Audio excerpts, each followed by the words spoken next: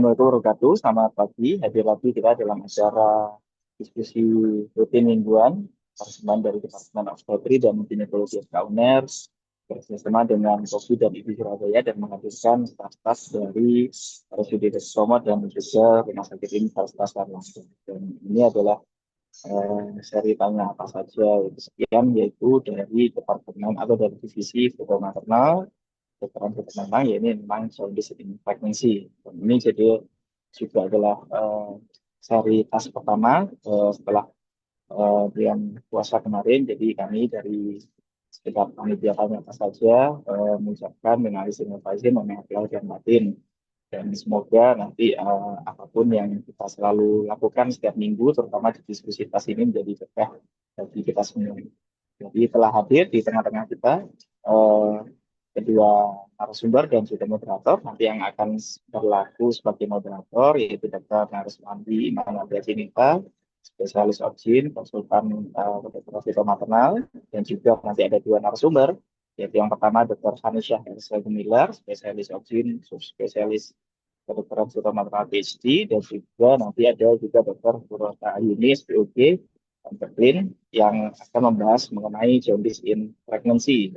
Jadi topik yang mungkin sudah dari dulu sejak kita kuliah itu juga belum apa bisa kasusnya akan selalu ada. Jadi nanti mungkin ada banyak pertanyaan jaundice in pregnancy, jaundice of pregnancy dan yang lainnya, dan saya yakin kita akan sering menemui. Pada kesempatan kali ini, mohon maaf mungkin eh, Dr. Brahmana berhalangan untuk hadir untuk bisa membuka acara. Jadi kami persilahkan langsung pada Dr. Cininta sebagai moderator untuk bisa membawakan. Jangan lupa kepada seluruh peserta bisa menggunakan fitur Q&A atau kolom chat atau juga bertanya melalui raise hand. Jadi bisa diskusi langsung dengan kedua narasumber dan moderator, dan juga jangan lupa untuk mengakses laman pelataran sehatnya hari ini maksimal pukul 12 malam untuk mendapatkan SKP dari Kemenkes. Sekali lagi, untuk bersingkat waktu, kami persilakan kepada kedua narasumber dan moderator untuk bisa berdiskusi selama 1 jam ke depan. Kepada Dr. Tinta, kami persilakan. Monggo, Dok. Oke, terima kasih Dokter Arif Tanjungseto dan terima kasih kepada seluruh panitia atas tanya apa saja, dan kemudian kepada kedua narasumber kami yang kami hormati ada Dr. Kanisha Ersa Gumilar, SPOG Konsultan PhD, dan Dr. Purata Ayuni, MCAT Clean SPOG. Jadi hari ini kita akan sharing knowledge ya. Sebenarnya kita semua pasti sudah menghadapi ini pada saat kita mulai dari PPDS sampai jadi spesialis itu kelainan yang melakukan momok sebetulnya ya, karena identik sama mortalitas yang tinggi. Kita tahu yang jaundice in pregnancy atau kadang juga disebut dengan ictericia in pregnancy itu kebanyakan paling tinggi epidemiologinya atau insidensinya itu di negara-negara yang berkembang, contohnya seperti di Indonesia, di mana kita biasanya 3% ke atas, sedangkan kalau yang di negara-negara maju mungkin cuma sekedar 1%, dan kebanyakan identik dengan infeksi hepatitis. Dan sayangnya jaundice in pregnancy ini juga terkait sama mortalitas ibu dan janin yang cukup tinggi, di atas 50%. Nah, di sini kita harapkan dari kedua narasumber kita untuk memberikan pencerahan, mengingatkan kembali, dan juga mengupdate apa yang baru terhadap dalam jaundice in pregnancy ini. Mungkin kami persilahkan jika ada presentasi dari Dr. Ersa atau Dr. Kurota, kami persilahkan waktunya.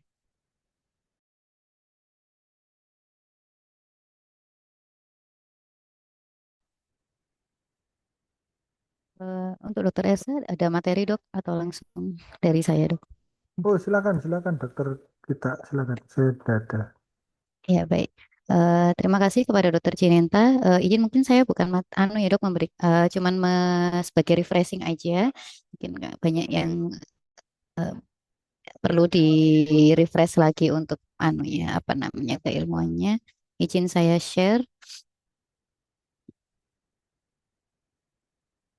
Baik, terima kasih. Assalamualaikum warahmatullahi wabarakatuh. Terima kasih kepada teman sejawat, Prof. Dokter sekalian untuk kesempatannya kepada saya. Pada tas seri 252 kali ini kita mungkin akan membahas terkait dengan jaundice dalam kehamilan. Sedikit saja mungkin sebagai refreshing materi pendahuluannya, yaitu jaundice ini dikenal sebagai hiperbilirubinemia atau ikterik, yang mana merupakan suatu kondisi di mana tubuh menjadi kuning termasuk sklera, kemudian mukosa tubuh lainnya yang disebabkan oleh peningkatan kadar bilirubin yang meningkat dalam tubuh kita. Normalnya sendiri mudahnya itu kadar normal dalam tubuh kita itu di bawah 1 miligram. Ya, di mana penyebabnya paling sering untuk kehamilan sendiri adalah yang pertama intrahepatic cholestasis of pregnancy atau yang biasa kita kenal dengan ICP, kemudian ada AFLP atau acute fatty liver of pregnancy, kemudian HELLP syndrome dan juga hepatitis. Mungkin kalau dalam usia kehamilan yang lebih muda yang paling sering itu penyebabnya bisa juga dengan hiperemesis gravidarum. Cuman ini lebih jarang kasusnya. Sebenarnya kondisinya ini nih termasuk kondisi yang jarang, estimasi kejadiannya kurang lebih 1 dalam 1.500 kehamilan, namun mortalitas maternal dan fetalnya itu cukup tinggi, yaitu pada mortalitas maternalnya sendiri mencapai 10-12%, sedangkan untuk fetalnya sendiri mencapai 15-30%.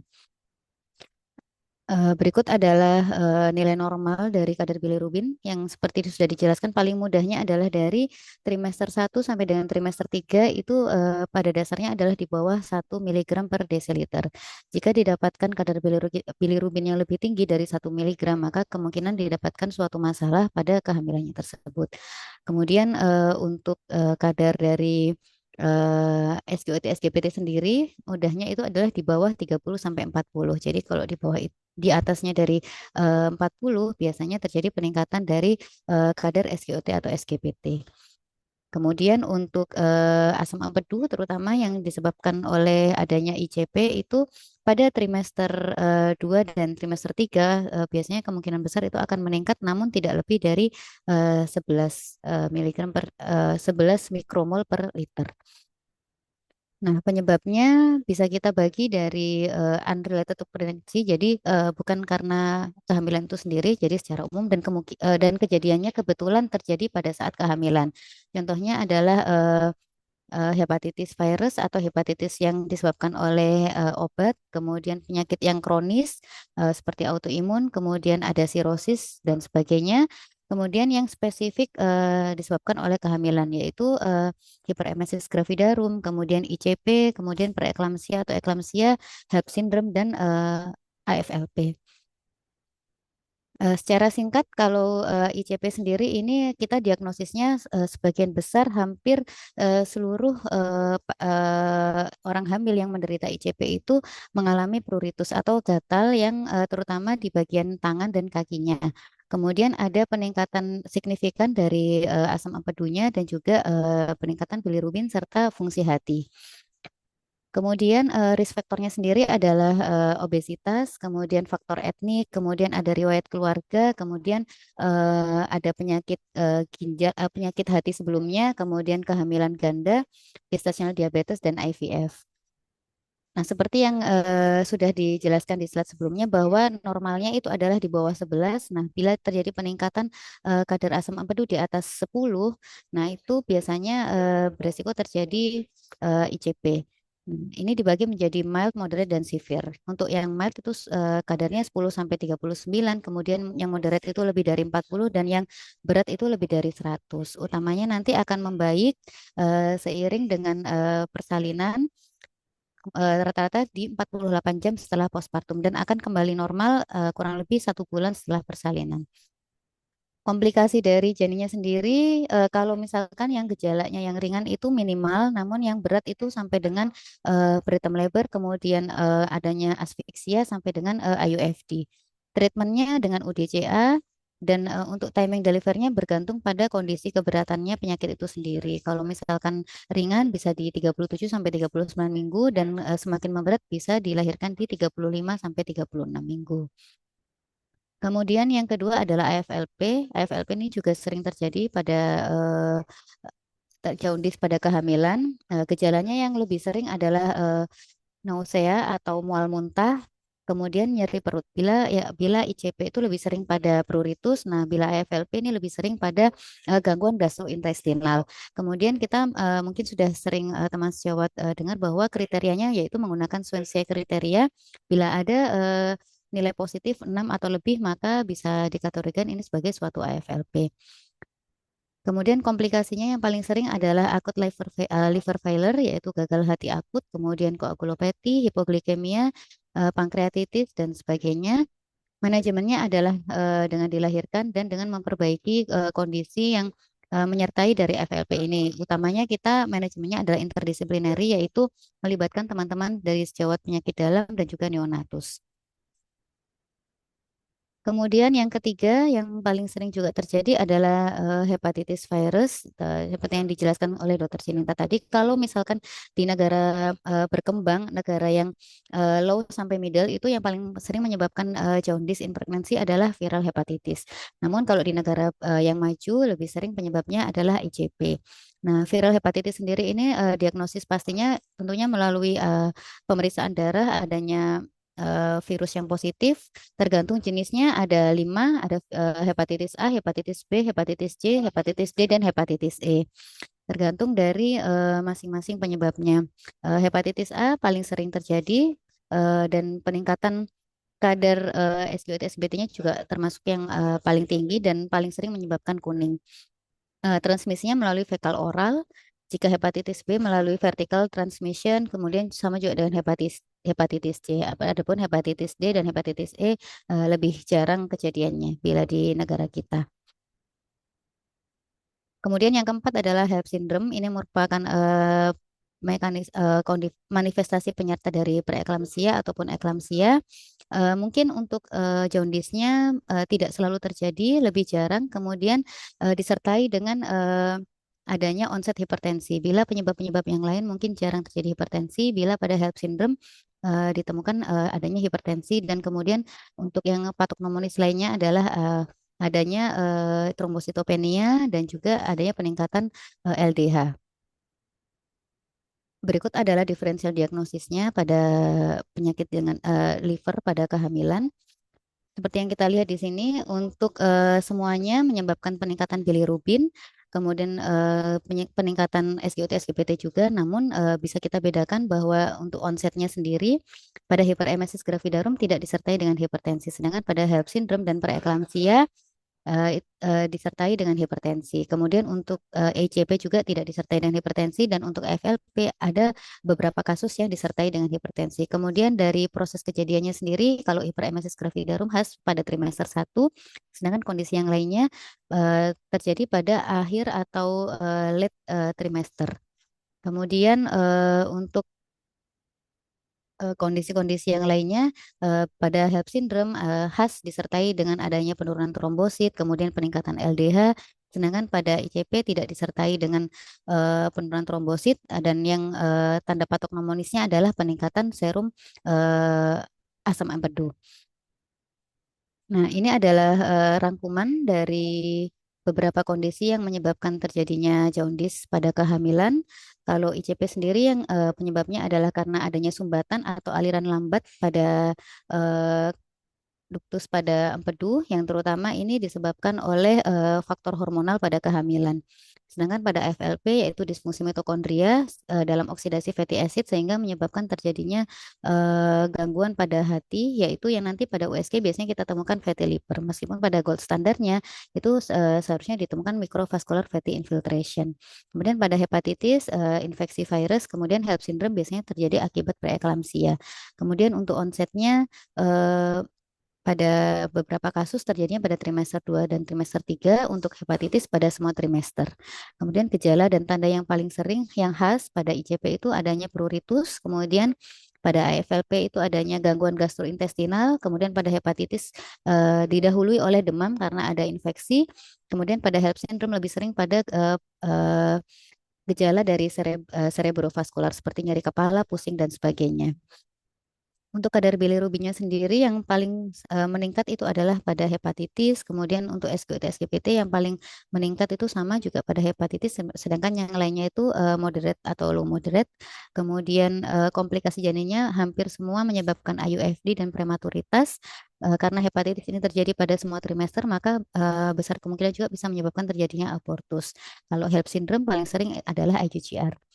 Kemudian untuk komplikasi ibu sendiri, semuanya menyebabkan maternal death, terutama pada kondisi AFLP. Kemudian pada kondisi HELLP syndrome yang paling sering adalah terjadinya eklamsia ataupun edema paru. Mungkin untuk materi dari jaundice dalam kehamilan yang bisa saya sampaikan sekian. Mungkin nanti kembali ke moderator. Baik, terima kasih Dokter Purota atau biasanya dipanggil Dokter Ita ya, yang akrabnya ya. Baik, ini presentasinya bagus sekali sekaligus merangkum tentang jaundice in pregnancy ya, karena ternyata jaundice in pregnancy itu tidak hanya meliputi AFLP tapi macam-macam diagnosis diferensialnya. Mungkin dari Dokter Ersa ada tambahan dok? Oh, udah ada dokter Nintas. Saya cukup Sudah lengkap sekali siap. ya. Ya. Nah, baik-baik. Nah, ini dari Q&A ini sudah ada satu pertanyaan dari pemirsa setia kita, senior kami, Dr. Haryana Rotama. Assalamualaikum dokter, selamat, mohon maaf lahir batin, selamat Lebaran juga. Ini selalu bertanya, selalu antusias terhadap acara-acaranya TAS ya. Jadi mungkin zaman dulu kita akrab dengan jaundice in sama jaundice on pregnancy. Mungkin ada penjelasan dari Dr. Ersa atau Dr. Ita apa bedanya?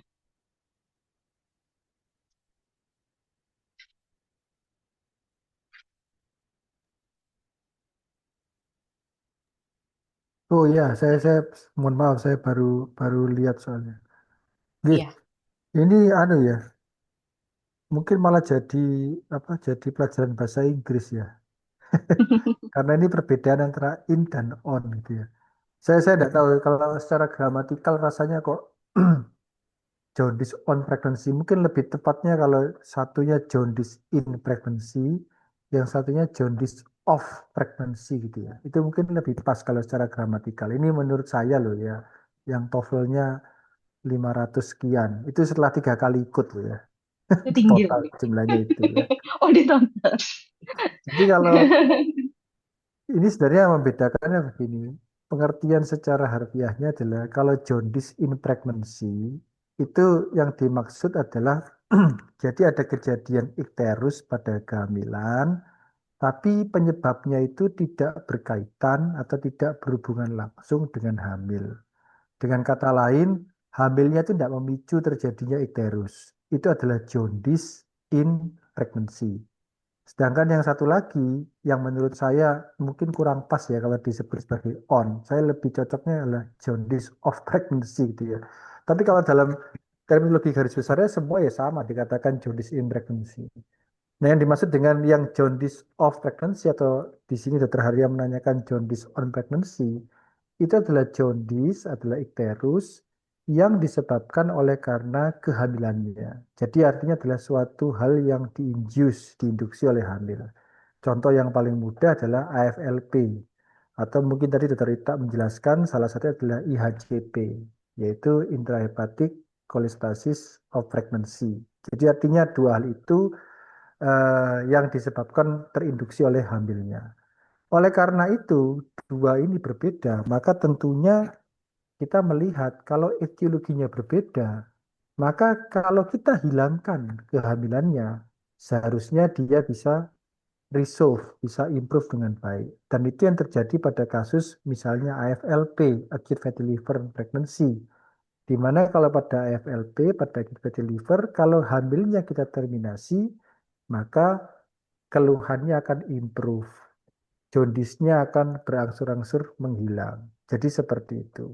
Lain halnya dengan misalnya yang jaundice in pregnancy, di mana kejadian ikterusnya atau jaundice-nya bukan karena kehamilan, tapi karena adanya penyakit yang lain yang tidak berhubungan langsung dengan hamil.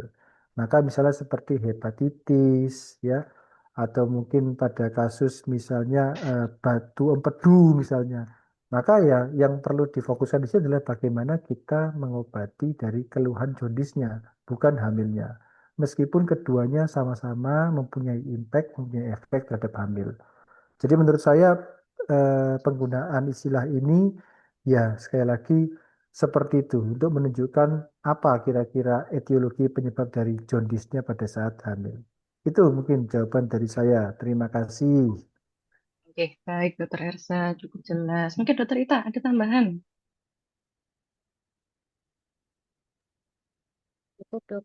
Jadi sebenarnya kalau untuk terminologi mungkin kalau kita baca di banyak sumber itu memang tidak menjelaskan terkait in atau on gitu ya dok. Lebih ke apakah penyebab jaundisnya ini menyertai kehamilan atau disebabkan oleh kehamilan itu sendiri. Kalau menyertai tentunya kita harus mencari etiologinya itu apa, kemudian kita perbaiki. Karena kalau menyertai berarti kan sebenarnya terjadinya itu bisa saja sebelum ataupun pada saat kehamilan, namun tidak ada hubungannya dengan kehamilannya. Contohnya yaitu seperti mungkin infeksi virus, kemudian mungkin memang sebelumnya sudah ada chronic hepatitis disease, kemudian ada apa sirosis dan sebagainya seperti itu, atau mungkin ada batu empedu dan sebagainya. Namun yang kedua itu adalah karena kehamilannya. Jadi contohnya dua penyakit tadi atau tiga sebenarnya dengan HELLP syndrome.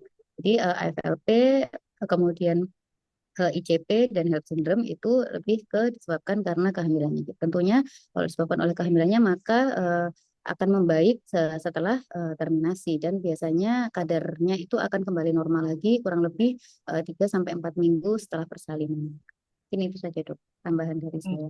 Iya, iya, baik. Itu betul sekali ya. Jadi kalau mungkin kita sering mendengar istilah itu waktu kita PPDS ya, Dokter RC ya, membedakan antara in, on, off itu ya. Padahal kalau kita lihat dari terminologi secara umum, di Williams, buku kitab, kitabnya kita ini lebih ke arah ini ya. Kalau jaundice in pregnancy itu kita bagi menjadi yang spesifik pada kehamilan, contohnya seperti ICP yang tadi sudah disebutkan Dokter Rita, AFLP, HELLP syndrome, bahkan mungkin hiperemesis gravidarum pun juga bisa menyebabkan jaundice juga ya.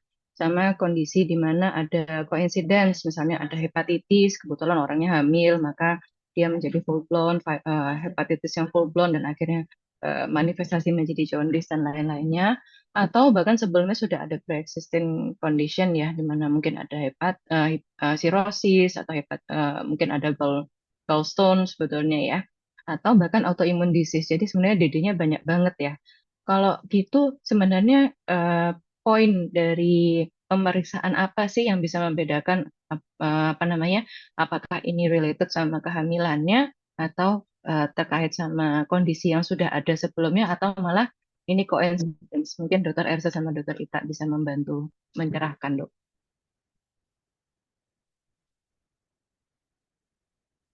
Apakah kita lihat bilirubinnya saja atau harus melihat pemeriksaan yang lain gitu? Ini siapa dulu yang mau menjawab ini? Monggo, Dokter. Saling melengkapi, Dok. Ya, kalau ini pertanyaannya adalah penyebab kematian dari apa? Dari AFLP atau dari mana? Bukan, Dok. Tadi mungkin pemeriksaan yang inti ya, Dok, ya, untuk membedakan apakah ikterusnya ini karena kehamilan atau karena Hmm. penyebab yang lain, kira-kira parameternya apa saja, Dok, yang bisa. Oke, kalau kita melihat jaundice in pregnancy itu kita perlu melihat dari skala prioritas penanganan pasien. Skala prioritas penanganan pasien itu bisa kita klasifikasikan misalnya melihat mana kira-kira yang mempunyai mortality rate paling tinggi. Jadi artinya berdasarkan ini, maka saya melihatnya adalah kalau ada jaundice in pregnancy, maka yang saya tembak dulu adalah yang paling jelek prognosisnya, yaitu AFLP. Sampai terbukti tidak. Jadi artinya kalau dari sini, maka kalau diurutkan, tadi Dr. Ita sudah menyampaikan, 4 hal misalnya jaundice in pregnancy, maka yang mortality rate paling tinggi adalah di AFLP. Berikutnya kita bisa melihat misalnya HELLP syndrome dan tentunya berkaitan dengan preeklamsia, eklamsi. Yang ketiga ada di situ acute viral infection dan yang terakhir adalah IHCP karena IHCP ini ya tanda kutip yang prognosisnya paling baik. Maka dari sini ada 3 komponen utama yang perlu diperiksakan. Nomor satu, tentunya kalau misalnya jaundice, ya pasti kita periksa seberapa banyak bilirubinnya, gitu ya. Bilirubin tadi sudah dijelaskan. Kalau kita periksa bilirubin, maka ada bilirubin total. Bilirubin total itu adalah proporsi dari direct ditambah indirect. Direct berarti menandakan di mana bilirubin itu berproses, yaitu representasi dari metabolisme hepar dan post hepatal. Sedangkan yang indirect adalah representasi dari spleen atau prehepatal. Dari sini kita bisa melihat pada AFLP misalnya. Kalau AFLP jelas karena namanya adalah acute fatty liver, maka yang naiknya tinggi pasti yang bilirubin direct, bukan indirect. Itu yang kunci utama di sana. Sedangkan kalau HELP lain ceritanya. Kalau HELP itu adalah hemolisis. Hemolisis terjadinya pada prehepatal, misalnya pada organ spleen, di mana di situ maka panel bilirubin indirect akan lebih tinggi. Sehingga dari sini kita bisa mendiferensiasi kira-kira ini jaundice-nya kemana, dari bilirubin. Yang kedua, dari yang paling mudah adalah SGOT, SGPT. SGOT, SGPT itu merupakan enzim khas penanda inflamasi hati, terutama yang SGPT, itu yang spesifik hati. Dari situ kita bisa melihat pada kasus misalnya acute viral infection, itu kenaikan kenaikan dari OTPT-nya cukup tinggi, bahkan mungkin bisa mencapai ribuan pada kasus yang acute, ya.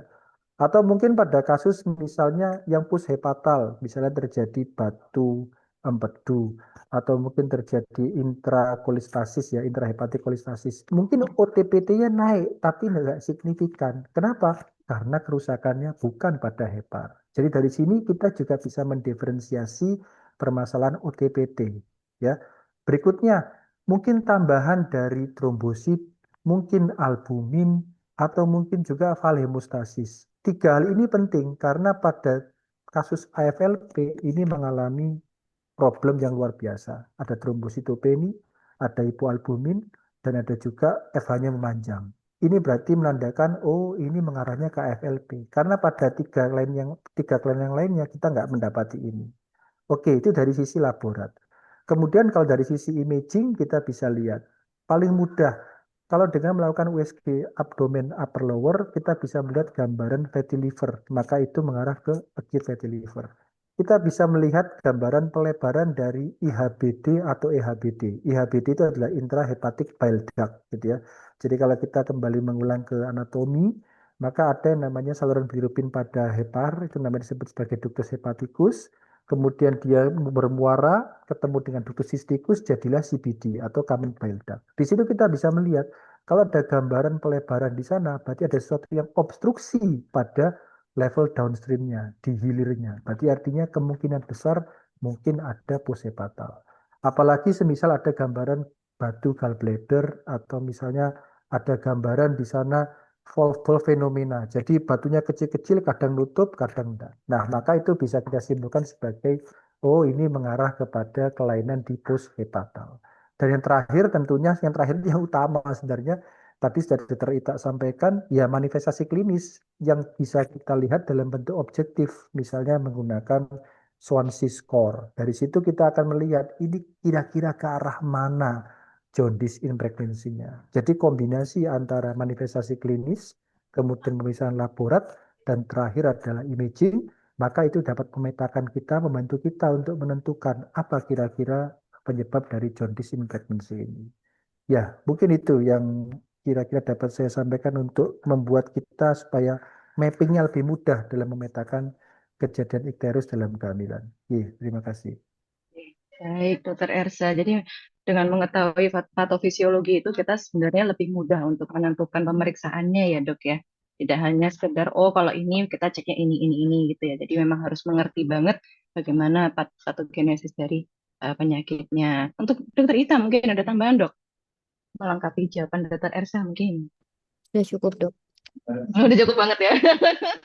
Kak Wani. Enggak, dokter. Ya, mungkin ini Sudah, juga Dok. ya, Dok ya. Kalau tadi kan dokter Elsa untuk AFLP, kita juga bisa karena ada ini ya, ada hipoglikemi juga ya, karena memang kan ada gangguan dari liver function, glucogenesisnya juga terganggu. Jadi biasanya pasien datang dengan kesadaran yang menurun, bisa most likely karena hipoglikemi. Jadi memang kalau ketemu pasien hamil ikterus, mungkin pertama kali paling gampang kita diastik dulu ya dok ya, sekaligus mungkin kita bisa lakukan resusitasi dahulu dan sambil menegakkan diagnosisnya. Baik, berikutnya kita lihat dari Q&A, ada pertanyaan dari Dr. Indi, bagaimana mekanisme kematian dari jaundice pregnancy ya? Mungkin Apa bedanya kalau AFLP, sirosis, kenapa kok yang satu bisa fatal cepat sekali mortality-nya, satunya masih agak kronis prosesnya, mungkin ada mungkin ada jawaban Dokter Elsa dan Dokter Ita. Coba Dokter Ita dulu aja deh, Iya, nanti biar baik. saya lengkapi. Ya Monggo dok, Dokter Ita ini nih. izin menjawab ya dokter ini. Mungkin tadi seperti yang ini kan runutan ya dok sebenarnya dok. Kalau misalkan kita sudah mengetahui kira-kira penyebabnya apa, eh, bukan penyebabnya apa, maksudnya kemungkinan besar itu kita mengarah kemana, ya tentunya AFLP itu akan lebih cepat menyebabkan mortalitas yang jelek pada baik ibu maupun janinnya. Sebagian besar data mungkin janinnya sudah IUFD, kemudian ibunya mengalami penurunan kesadaran. Jadi penyebabnya ini adalah karena ensefalopati hepaticumnya ya dok. Nah, kemudian bermanifestasinya pada hipoglikemia itu tadi. Jadi biasanya pasien datang itu sudah dalam kondisi yang kurang baik, kemudian mungkin onsetnya cepat sehingga jika kita tanyakan juga kepada keluarganya anamnesis, biasanya sebelumnya tidak terjadi apa-apa, maksudnya pasien tidak mengeluhkan apa-apa. Kemudian dalam beberapa saat, mungkin 1 minggu atau 3 hari sebelumnya ada gejala nyeri perut dan sebagainya. Biasanya paling sering abdominal pain, kemudian mual muntah hebat. Nah, namun tidak disertai dengan adanya riwayat hipertensi. Meskipun pada beberapa kasus, biasanya ini yang membuat kita sulit, ada pasien dengan AFLP juga disertai hipertensi sehingga akan menyulitkan kita apakah ini diagnosisnya lebih karena disebabkan HELLP syndrome-nya atau preeklamsia atau murni AFLP. Namun pada akhirnya biasanya pada pasien dengan AFLP itu terjadi ensefalopati hepatikum, dok. Beda kalau dengan pasien dengan sirosis ini prosesnya sudah lama, kemudian onsetnya juga lebih lambat, tidak secepat AFLP, sehingga mekanisme kompensasi pada ibu hamil sendiri biasanya lebih baik dibandingkan dengan AFLP. Mungkin itu yang membedakan antara AFLP dengan sirosis, dok. Kemudian untuk penyebab kematiannya tentunya ya itu tadi dok, pada akhirnya nanti di akhirnya itu terjadi ensefalopati hepatikum atau terjadi gagal hati. Kemudian gagal hatinya inilah yang akan menyebabkan terjadinya kematian. Jadi nanti besar rendahnya resiko kematiannya tergantung dari manifestasi penyakitnya itu sendiri. Mungkin kalau misalkan seperti hepatitis itu lebih kecil resikonya menyebabkan kematian karena dia biasanya akan membaik setelah eh, pemberian terapi seperti itu, dok. Mungkin itu dari saya, dok. Baik, terima kasih Dokter Ita. Dari Dokter Erza? Ya, sedikit aja, sejalan dengan yang disampaikan Dokter Ita tadi. Jadi kalau kita kembalikan lagi pada pasien yang kita jumpai dengan ikterus, maka memang prioritasnya adalah selalu memetakan kira-kira yang paling tinggi penyebab kematiannya apa. Sehingga itu dulu yang kita tembak gitu ya. Karena kita tahu bahwasanya AFLP itu punya mortality rate paling tinggi dibandingkan dengan ikterus yang lainnya, maka ini yang perlu kita bidik dulu gitu. Karena kalau kita bicara potensi morbiditas pada apa namanya AFLP itu sekurang-kurangnya dua. Nomor satu tadi saya sudah tidak sampaikan yaitu ensefalopati hepatikum. Jangan lupa ada hepatorenal syndrome juga. Dan ini kalau misalnya dua-duanya terjadi dan kita masih belum juga menyadari bahwa saya ini sebenarnya adalah AFLP, maka yang terjadi adalah bias dalam kita melakukan treatment. Sehingga akhirnya semuanya menjadi semakin ini ya, semakin tidak jelas. Ini apa penyebabnya? Oleh karena itu penting sekali ketika kita mendapati ikterus, maka awal yang harus di workup adalah ini AFLP atau bukan. Karena kalau ini nggak di workup dari AFLP dulu, khawatirnya dia akan berpotensi morbiditas yang lain. Dan itu menyebabkan semakin sulit. Sehingga nanti pada akhirnya kalau misalnya, ya mohon maaf ya, nggak tertangani, kemudian meninggal, kita jadi bingung penyebabnya apa. Ya karena saya lagi sudah kemana-mana. Sudah ensefalopati, sudah hepatorenal, belum lagi kalau misalnya ada gagal hati, dalam hal ini ya kemungkinan besar terjadi shock karena perdarahan yang memanjang diakibatkan valve hemostasis yang kurang baik. Nah, itu yang perbedaannya dengan tadi kalau saya lihat di kolom pertanyaan sirosis yang biasa. Kalau sirosis biasa ini kan yang bisa terjadi pada kasus misalnya hepatitis ya, hepatitis B atau C di mana terjadi hepatitis kronis membutuhkan waktu yang cukup lama sehingga terjadi kegagalan hati. Nah, itu lain. Karena apa? Karena pada patofisiologi hepatitis virus ya yang kronis itu justru asimptomatik. Tapi kemudian terjadilah fase di mana dia terminal disebut sebagai sirosis. Sebenarnya terminal ada dua, satu hepatoma atau satunya lagi ke sirosis. Dan itu memang asimptomatik. Baru kemudian nanti terjadi sirosis muncul semua gejalanya. Jadi memang berbeda antara yang satu sirosis karena hepatitis virus, yang satu lagi memang karena pada saat kehamilan. Itu mungkin Dokter Ninta. Terima kasih. Oke, baik. Terima kasih Dokter Ersa dan Dokter Ita. Jadi ini memang key point-nya ya. Memang kalau misalnya kita dapatkan jaundice in pregnancy, yang pertama kita pikirkan yang paling worst case scenario ya, dengan mortalitas yang paling tinggi, baik pada ibu dan janinnya, yaitu AFLP. Dan biasanya terjadi pada trimester 3 ya dokter ya. Itu yang kita key point-nya dulu. Dan yang dipastikan itu memang ada disease course-nya berbeda sekali ya sama sesuatu yang kronis seperti sirosis hepatis ya, karena itu akan dimulai cepat sekali kondisi penurunan pasiennya itu, dan kemudian kalau misalnya diperberat dengan tanda-tanda gagal livernya ya, ada hipoglikemi, ada pemanjangan FH, terus kalau sudah ada hepatorenal syndrome kita dapatkan dengan bun SK yang meningkat atau oliguri, juga ada tanda-tanda apa namanya organ failure lainnya seperti tanda sepsis. Kemungkinan juga kita bisa cekkan juga laktat ya dokter ya. Ternyata dari beberapa literatur kita bisa cekkan laktat. Laktat ini tidak hanya berpengaruh atau berguna untuk apa namanya parameter pada sepsis, tapi juga pada organ failure, karena di sini kita dapatkan laktat itu kan kaitannya sama proses gluconeogenesis ya dokter ya. Jadi kalau misalnya livernya udah liver failure, gluconeogenesisnya nggak terjadi dengan baik, maka laktat tuh nggak bisa dikonversi menjadi glukosa, akhirnya terjadi asidosis, laktik asidosis juga, dan akhirnya itu akan memperparah sehingga akhirnya pasiennya juga akan jatuh ke kondisi yang kritis ya, atau sampai dengan meninggal. Nah, mungkin juga yang perlu ini dok, tadi kan sempat disebutkan Swansea kriteria ya. Jadi Swansea kriteria ini hanya bisa kita pakai untuk pregnancy atau bisa dipakai untuk semua populasi, baik non pregnant, untuk apa namanya manajemen atau mendiagnosis jaundice ini dokter.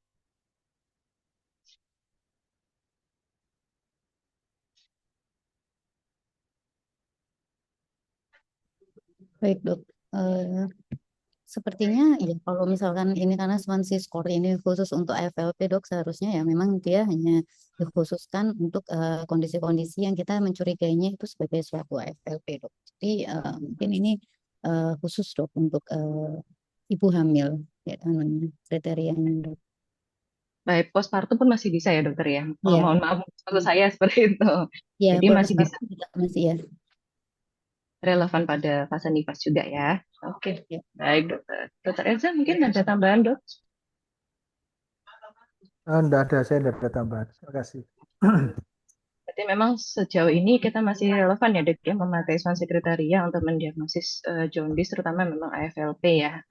Terus oke, ini ada pertanyaan dari Dokter Wafi Sariroh, ini idola idola kita pada zaman Dokter Wafi. Assalamualaikum, waalaikumsalam. Apa terapi krusial yang spesifik pada AFLP untuk mencegah kematian pasien? Jadi gimana cara menyelamatkan pasien AFLP nih, Dokter Ersa sama Dokter Ita nih?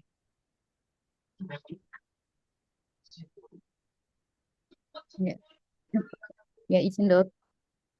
Jadi sebenarnya kalau misalkan kita mengikuti dari apa protap atau kriteria dari AFLP sendiri, tentunya penanganannya yang paling utama adalah terminasi kehamilan dok. Karena memang penyakit ini kan disebabkan atau diinduce oleh kehamilannya itu sendiri, sehingga jika kondisinya memungkinkan maka dilakukan terminasi secepat mungkin. Terkait dengan pemilihan dari mode of delivery-nya nanti disesuaikan dengan kondisi saat itu. Contohnya seperti kondisi ibunya stabil atau tidak, kemudian sudah ada tanda-tanda persalinan atau tidak, kemudian janinnya sendiri apakah sudah didapatkan fetal distress atau tidak, kemudian juga indikasi obstetrik yang lainnya. Nah, kemudian tentunya setelah dilakukan terminasi ya kita yang paling bisa mungkin kita lakukan adalah perbaikan dari kondisi ibunya itu sendiri. Apapun yang terjadi ya itu yang diperbaiki, karena memang AFLP sendiri ini banyak sekali masalahnya. Biasanya pasien datang juga dengan kondisi yang sudah kurang baik, terutama kalau sudah datang dengan gagal hati yang berat. Nah, kalau semakin datangnya semakin kondisinya buruk, maka prognosisnya tentunya juga akan menjadi lebih buruk juga. Jadi pada intinya di awal adalah sebenarnya bagaimana diagnosis yang cepat dan tepat. Nah, itu tentunya akan lebih memperbaiki dari prognosis ibu sendiri dan juga janinnya. Mungkin itu dok kalau dari saya. Dari Dokter Ersha mungkin ada tambahan dok. Ya, senada dengan apa yang disampaikan Dokter Ita gitu ya. Jadi apa yang disampaikan beliau itu kan sebenarnya maknanya dua. Kita mengenal ada terapi definitif, ada terapi simptomatis. Jadi artinya kalau pada AFLP ya jelas definitifnya adalah kita harus lahirkan. Kenapa?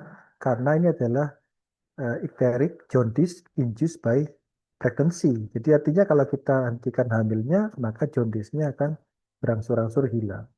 Nah, sambil kita lakukan definitif, tentunya ada keluhan penyerta, ada penyulit penyerta. Nah, penyulit penyertanya ini yang kita perlu terapi secara simptomatik. Misalnya pada kasus koma ensefalopati, ya kita perbaiki.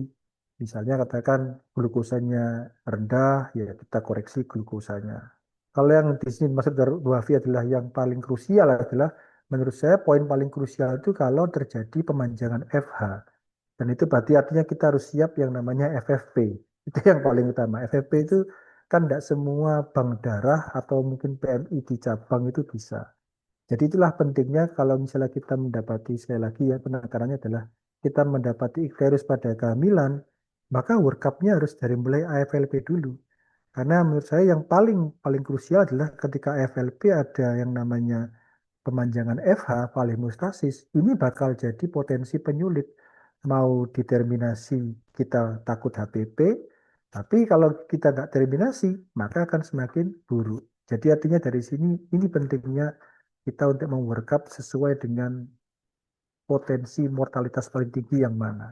Jadi artinya ya harus di workup AFLP dulu, dilihat penyertanya, baru kita bisa simpulkan terapi apa yang sesuai. Yang jelas ada definitif, ada simptomatik. Itu mungkin dokter Ninta. Baik. Terima kasih Dokter Ersha, Dokter Ita. Jadi memang AFLP ini masih kompleks sekali ya. Mungkin ini kebetulan nih Dokter Ersha, Dokter Ita, saya tuh sempat dulu waktu SP2 dapat tugas sih dok. Kebetulan tentang jaundice in pregnancy saja. Jadi apa boleh saya mungkin share sedikit dokter? Nah, baik, mungkin. Oke. Slide saya ya dok. Jadi memang kalau AFLP sendiri itu kan ada peningkatan faktor resikonya ini ada beberapa hal ini ya dokter ya. Dengan faktor resikonya itu dari multiple gestation itu juga akan meningkatkan resiko AFLP sampai 2-3 kali. Kemudian kalau primipara karena masih ada mekanisme adaptasi yang mungkin belum sempurna terhadap stresor pada kehamilan juga akan meningkatkan resiko terjadinya AFLP. Apalagi juga ada preeklamsi, apalagi kalau ibunya ada previous AFLP pada kehamilan sebelumnya itu juga akan meningkatkan recurrence risk-nya sampai 70%. Dan tadi soal kriteria ini untuk penegakan diagnosis ada for lain, tapi kita tidak memakai ini di Sutomo. Mungkin kita memakainya lebih utama pada soal kriteria sesuai dengan kesepakatan dengan penyakit dalam. Dari prognosisnya sendiri itu belum ada memang scoring system yang spesifik. Jadi karena pasien-pasien ini sering dirawat di ICU, maka kita memakai scoring sistem yang umumnya ada di ICU, bisa pakai SOFA, pakai Apache.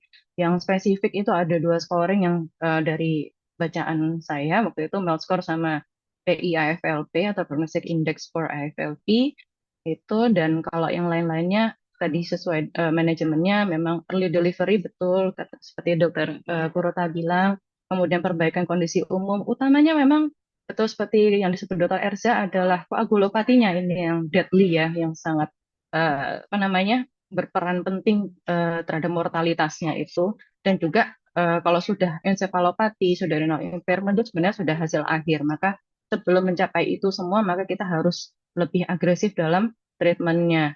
ini mungkin scoringnya tidak saya ini kan detail, tapi dari satu penelitian oleh Sarjana Peng di tahun 2024, apa namanya, publikasinya ada prognostic factors untuk AFLP outcome yang kurang baik itu memang INR-nya ya Dokter Erza ya. Jadi masalahnya memang utamanya kematian tingginya itu di kalau sudah ada koagulopati dan kemudian diikuti dengan peningkatan bilirubin total dan juga serum kreatinin. Jadi renal, koagulopati sama bilirubinnya itu yang menunjukkan eh, derajat dari liver failure-nya dokter.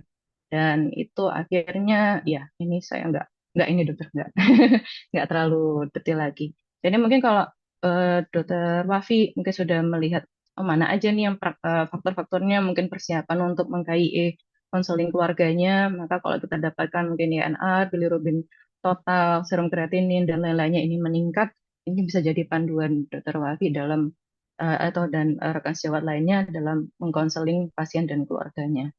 Ini kalau di luar negeri itu bisa sampai dengan ini ya dok ya, apa namanya ada semacam alat atau mesin untuk mengganti fungsi liver ya dok ya, sama kayak biasanya kita tuh kalau misalnya operasi BTKV itu dok, yang apa namanya mesin untuk mengganti sirkulasi jantung paru. Nah di luar negeri itu untuk penyelamatannya itu yang apa namanya gold standarnya sampai dengan liver transplant gitu kalau pada AFLP itu. Tapi kalau dalam persiapannya ya juga dengan liver exchange ya, apa namanya liver support ya, liver backup unit gitu ya.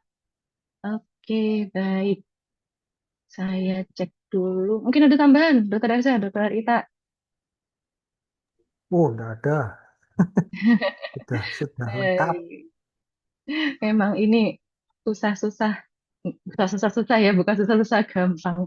Terus bagaimana dokter? Mungkin ada pengalaman dalam penanganan jaundice ini, mungkin mau sharing experience dokter Erza, dokter Ita. Ini pengalamannya banyak banget nih.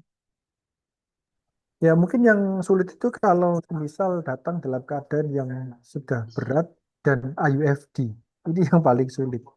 Karena kalau sudah IUFD itu biasanya semangatnya SPOG untuk segera terminasi itu jadi tidak seperti pada saat bayinya fetal distress atau hidup. Betul ya? Ini kasus yang AFLP. Jadi artinya kalau pada AFLP ya kita emang harus betul-betul melihat kondisi yang dalam hal ini kalau misalnya inferior maka pasti akan ada konsekuensinya gitu ya. Misalnya katakan ada sesuatu yang menyebabkan tidak bisa dilakukan terminasi secara segera gitu ya. Maka kita harus tentukan dan menentukan timingnya itu memang harus ya tim multidisiplin dengan sekali lagi segala konsekuensi. Untuk itu penting sekali ketika kita mendapati AFLP dengan komplikasi yang cukup berat, apalagi IUFD, kita memang harus melihat case ini adalah secara personal, individual. Jadi artinya perlu pertimbangan juga dari tim multidisiplin. Kapan kira-kira kita putuskan untuk terminasi? Karena sekali lagi setiap kasus itu datang dalam keadaan yang berbeda-beda. Apalagi pada AFLP yang sudah jelas banyak komplikasi penyertanya. Jadi yang ingin saya sampaikan adalah, ayo penanganan seperti begini tidak lagi tidak lagi satu dua orang enggak, tapi harus melibatkan tim. Karena sekali lagi komplikasinya cukup berat dan banyak yang harus dilibatkan dalam mengambil keputusan. Itu mungkin kita minta. Terima kasih. Iya, betul sekali ya dok ya. Kalau datang sudah late, terus ada pemanjangan FH, kita jelas berpikir ini AFLP, kapan nih dilahirkan, per vaginam atau per abdominam, itu nggak bisa kata, oh pasti harus per vaginam, pasti harus per abdominam. Yang mana yang terbaik untuk pasiennya pada saat itu, dan itu nggak bisa kita tentukan sendiri, perlu kesepakatan multidisiplin, dan tujuannya untuk relief, apa namanya, memperbaiki quality of life dari pasien kita. Mungkin dari dokter Ita ada pengalaman menangani kasus-kasus jaundice AFLP atau yang lain, dokter Ita? Ya, terima kasih dok. Memang tantangan kita mungkin ini ya dok ya, apa sebenarnya kan pada intinya di sini adalah ya kita tuh datang sudah dengan kondisi yang kemungkinan paling sering itu sudah dengan kondisi yang akhir. Jadi yang sulit untuk ditangani karena sudah banyak komplikasi.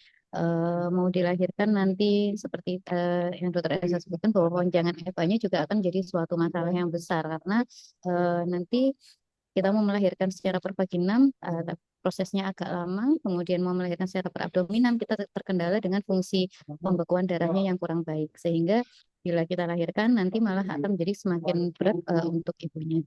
Nah, masalah yang kedua adalah mungkin masalah dari komplain dari ibu hamilnya itu sendiri, karena kondisi awalnya itu dianggap sesuatu yang wajar, seperti mungkin nyeri perut ringan, kemudian mual muntas, sehingga kita sendiri pun tidak sebagai ibu hamil sendiri tidak mengira bahwa di dalam itu merupakan ada suatu penyakit yang berbahaya. Jadi akhirnya datang itu sudah dengan kondisi yang kurang baik. Jadi ya mungkin nanti ke depannya adalah bagaimana kita memberikan eh, istilahnya pengetahuan ya kepada ibu hamil bahwa pada kondisi-kondisi kehamilan di trimester 2 ke 3 yang disertai dengan keluhan-keluhan seperti ini, maka tidak boleh dianggap enteng bahwa harus pemeriksaan ya.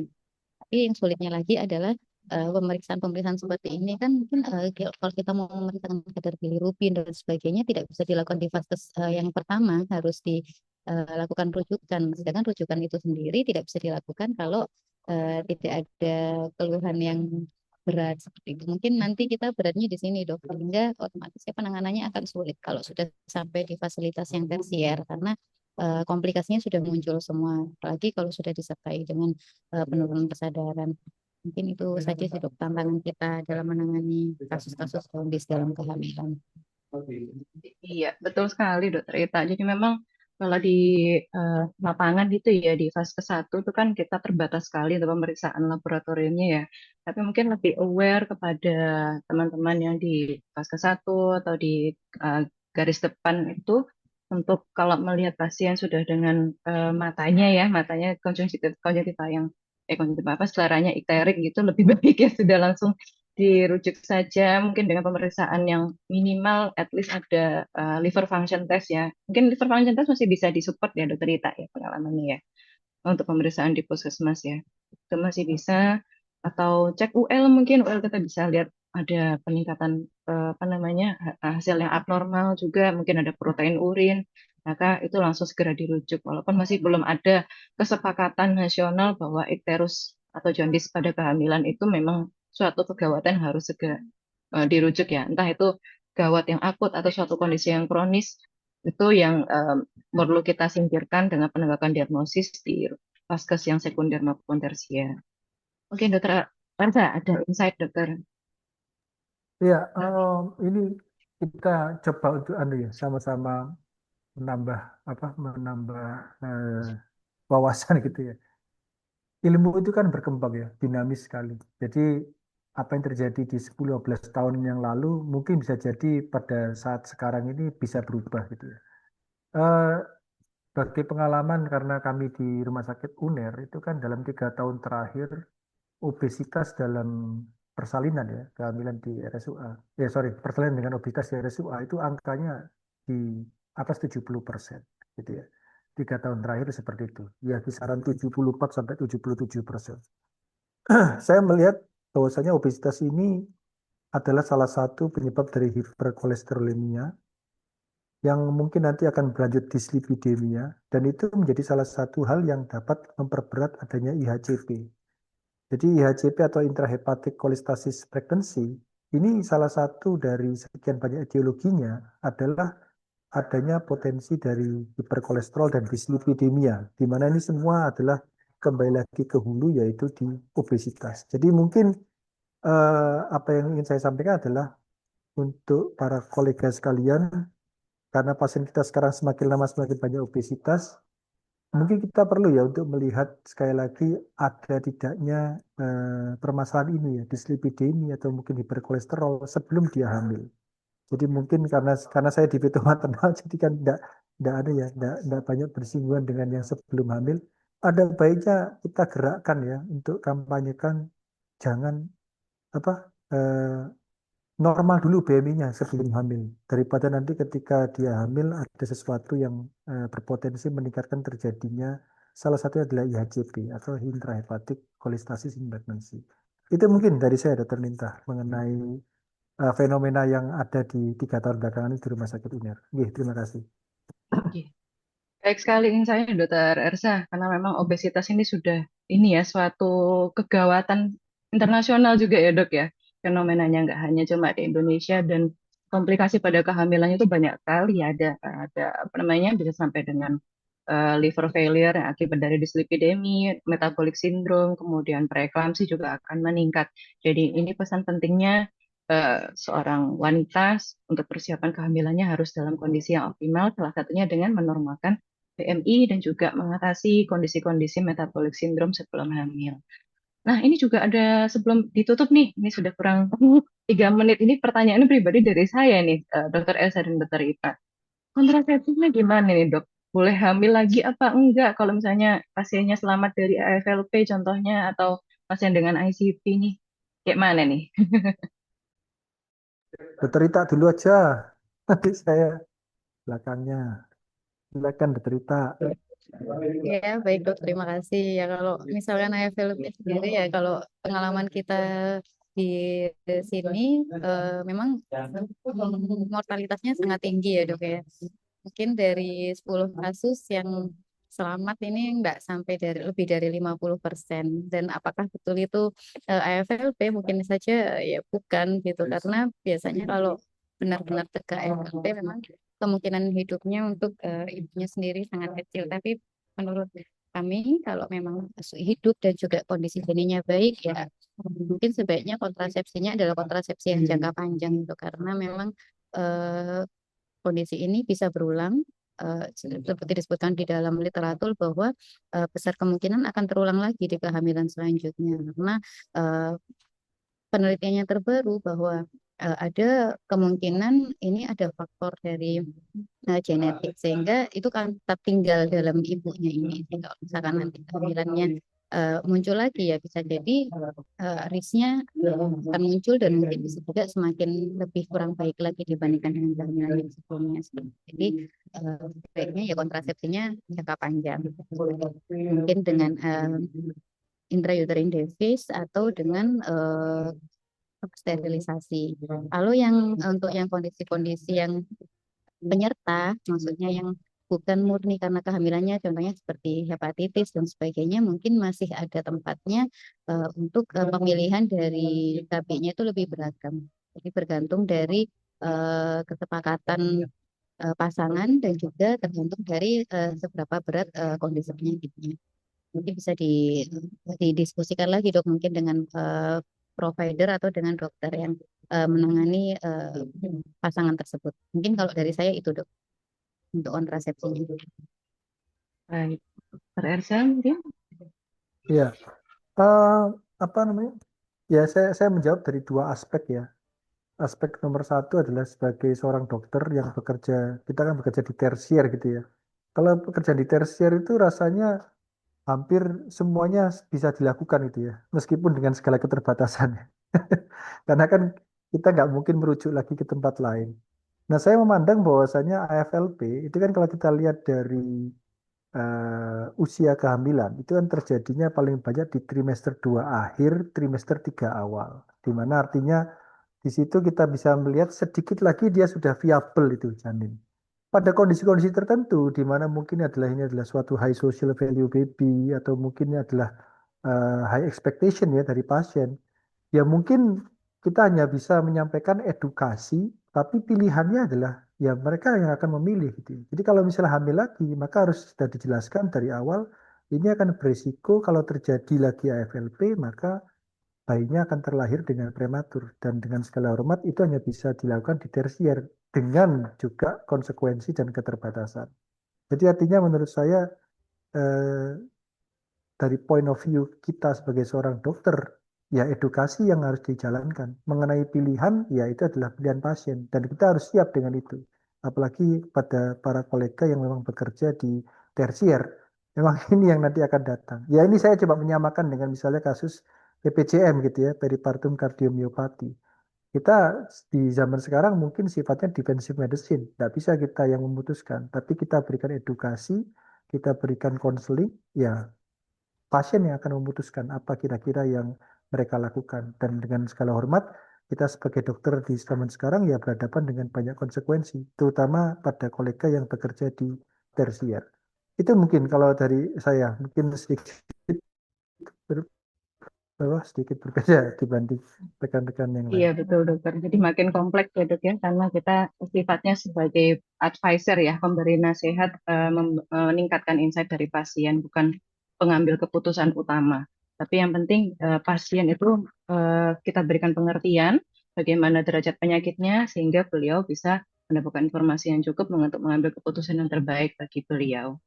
Baik, ini diskusi yang bagus sekali, topiknya juga baik. Terima kasih Dokter Ersa dan Dokter Ita atau Dokter Kurota ini ya, resminya.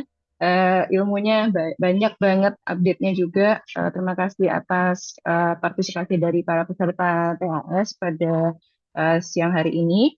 Eh, Semoga ilmu ini bermanfaat bagi kita semua dan terima kasih kami kembalikan kepada moderator. Wassalamualaikum warahmatullahi wabarakatuh.